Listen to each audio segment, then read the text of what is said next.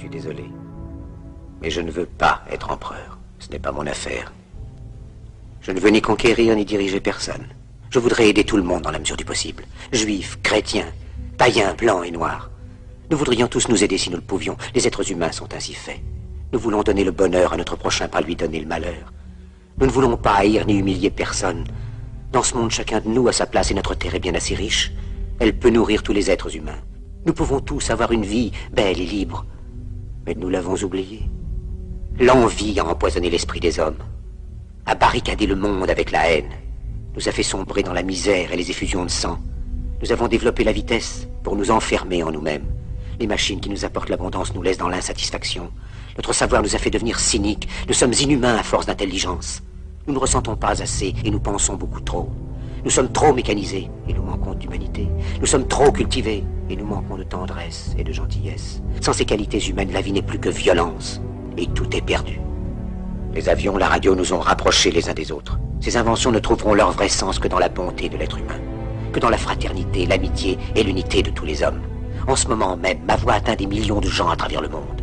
Des millions d'hommes, de femmes et d'enfants désespérés, victimes d'un système qui torture les faibles et emprisonne les innocents. Je dis à tous ceux qui m'entendent, ne désespérez pas.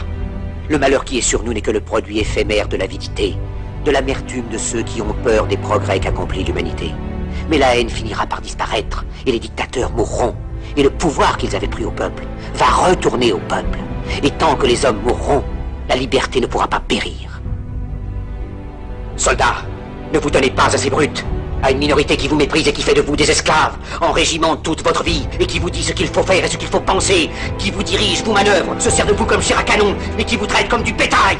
Ne donnez pas votre vie à ces êtres inhumains, ces hommes-machines, avec une machine à la place de la tête et une machine dans le cœur. Vous n'êtes pas des machines, vous n'êtes pas des esclaves, vous êtes des hommes.